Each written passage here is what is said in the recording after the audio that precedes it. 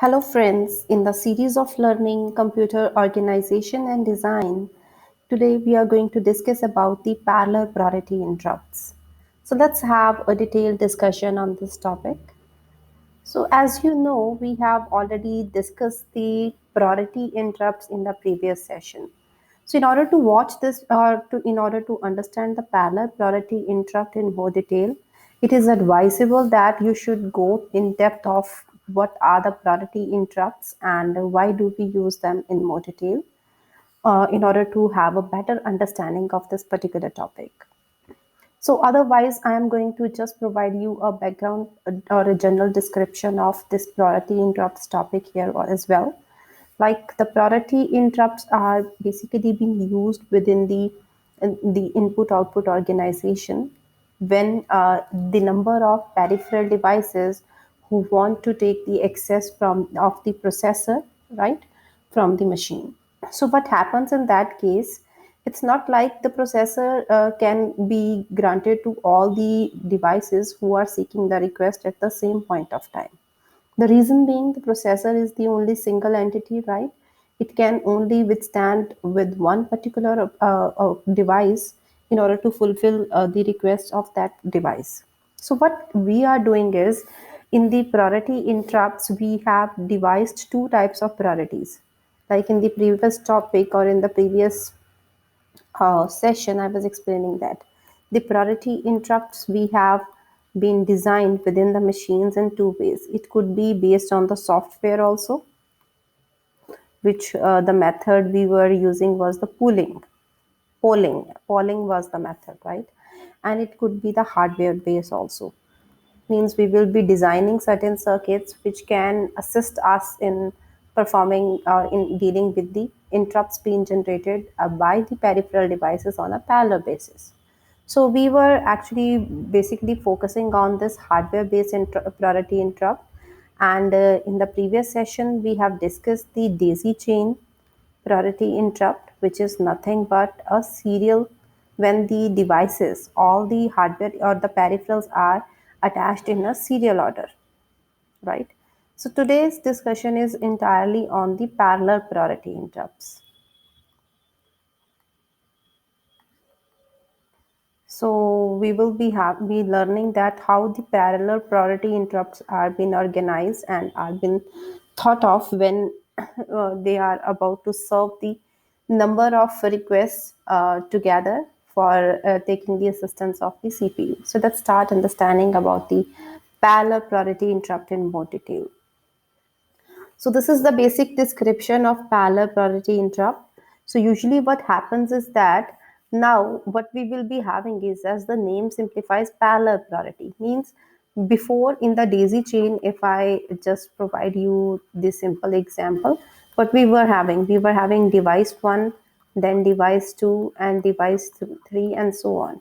Means all the devices were attached in a serial order, and every time if any of the device was sending the interrupt request to the CPU, the CPU always start from the first device and will check whether this device has sent the request, and if it is not, then for the next, and it will went to the next. So this is how entirely the daisy chain was working.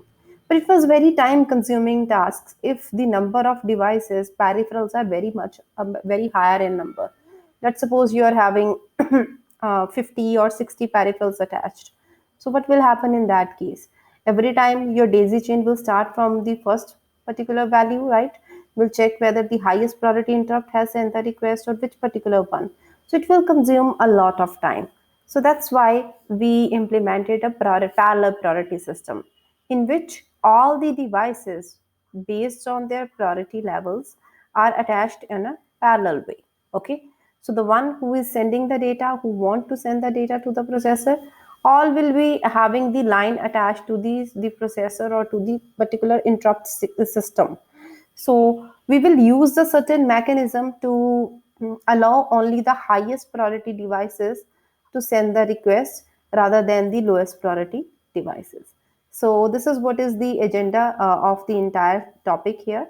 So parallel priority, I told you that now it simply means that number of devices are attached in a parallel manner. Okay. So what is happening in this case? Parallel priority interrupt method uses a resistor. So definitely what we will do is we will be using a resistor, and the bits of these resistors will set separately by the interrupt signal from each device. So I will explain you in more detail about that, how we are using the interrupt resistor in order to assign the priorities. Then usually what we are doing is we are assigning the priority based on the position of the bits. Like if this is the bit number 1, so I will be saying, okay, this device is having the highest priority than the bit number 2 or 3 or 4 of the resistor. Got it? So in addition to this interrupt resistor, we are also using one another resistor, which we are calling them as the mask resistor. Okay, so basic functionality of mask is, as we have also learned in the logic microoperations, to just delete the things. So here the mask will work in a different manner. So how the different manner?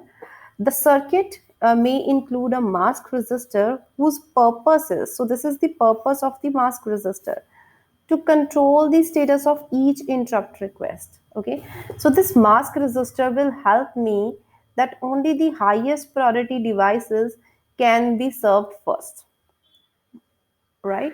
So what will happen? We will be programming the mask resistor to disable the lower priority interrupts while the higher priority interrupts are being serviced. Okay, so it can also provide the facility that allows a higher priority device to interrupt the CPU while the lower priority device is being serviced.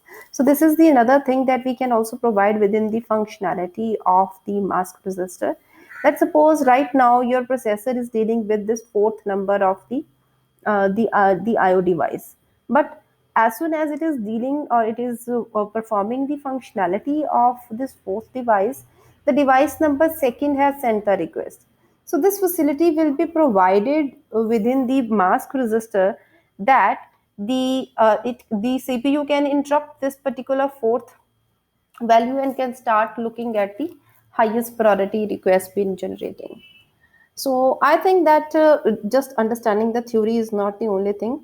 Let's discuss it in with the example, then we will have a better clarity of the topic. Let's do that. So this is the exact, you could say that the example or the layout plan of how the parallel priority interrupt works. So as I was explaining earlier to you, that we will be placing all the devices in a parallel manner, and based on the bits within a resistor. So which resistor we are using? An interrupt resistor is being used to store the interrupt values in it. Okay. So what happened with that? Along with this, we will also use a mask resistor. So what does this mask resistor will do? Mask resistor will actually have a control over all the devices which are attached within this interrupt resistor. So you can see here as well. So this value and the one value of this 0 is coming from this mask resistor. Similarly, for this 1 is coming here, the one another value 1 is coming from this mask resistor. So let us suppose the device, this printer as well as this keyboard, they both have sent the request that they need the CPU. Okay, so what will happen? As soon as the printer is active, it has sent the request, even the keyboard is active, and rest all values are 000, right? So what will happen? The job of this mask resistor is that it will look, this has not sent the request, so it will depict the 0 value here. But the printer has sent the request. So as soon as in this mask, one value will come, right? As for this particular value, all the lower value will by default become equals to 0. It will not at all go for the lower values. So they will by default reset to 0, just because the highest priority device has been recovered. So this is the responsibility of the mask resistor. So what is happening here? For 0 0 we are getting 0. For 1.1, this is the AND gate, it is 1, 0 and 0, and 1 and 0. For all the cases I will get the 0 0 value. Only the printer, this I0, I1, I2 and I3. Now these all lines are attached to the priority encoder. means how to encode this data, because ultimately what we are getting here, we are getting some value here, like it is an encoder. This is taking the four inputs and definitely it is going to return the two output values, because it is an encoder. Okay, so this will go into the bus buffer, and here, from here only, this is the entire vector address of my CPU. So if this device I0 has sent the request, some value of x and y will generate. If this I1 has sent the request, then maybe in the case of some another value, like if it is I0, then the value of xy could be 0 0. For I1 it could be 0 1. For I2 it could be 1 0. And for I3 it could be 1 1. So accordingly, whichever the which device has sent the request, accordingly it will encode the value and will pass it to the bus buffer.